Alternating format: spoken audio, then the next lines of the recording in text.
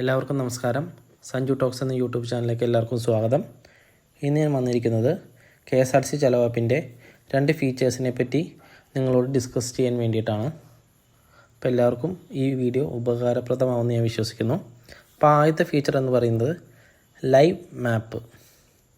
അതായത് KSRTC ചലോ card ഉപയോഗിക്കുന്നവർക്ക് മാത്രമാണ് ഈ ഫീച്ചർ ലഭ്യമാവുന്നത്. ഇതിനെ ആദ്യം നിങ്ങൾ ചലോ ആപ്പ് പ്ലേ സ്റ്റോറിൽ നിന്നോ ആപ്പ് സ്റ്റോറിൽ നിന്നോ ഡൗൺലോഡ് ചെയ്യുക. ശേഷം ചലോ ആപ്പ് ഓപ്പൺ ചെയ്തിട്ട് ബസ്സസ് അറൗണ്ട് യു എന്നൊരു ഓപ്ഷനുണ്ട്.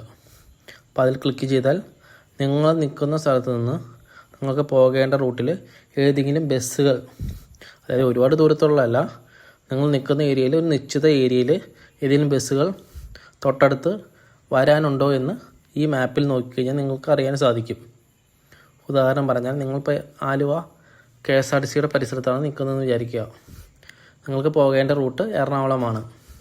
അപ്പോൾ നമുക്കറിയാം ആ റൂട്ടുകളിൽ ഏറ്റവും കൂടുതൽ, ഉദാഹരണമാണ് പറയുന്നത്, ആ റൂട്ടിൽ ഏറ്റവും കൂടുതൽ ഫാസ്റ്റ് ബസ്സുകളാണ്, ലിമിറ്റഡ് സ്റ്റോപ്പ് ബസ്സുകളാണ്.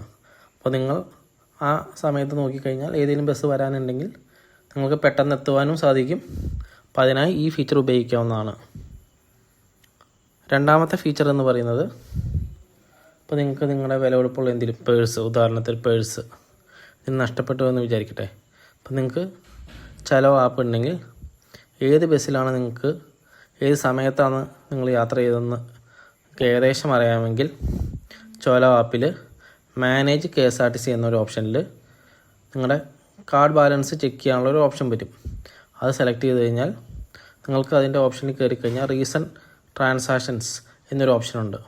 അതിൽ നിങ്ങൾ സെലക്ട് ചെയ്ത് നോക്കിക്കഴിഞ്ഞാൽ നിങ്ങൾക്ക് അവസാനമായി സഞ്ചരിച്ച ദിവസത്തെ എമൗണ്ട് കാണിക്കും.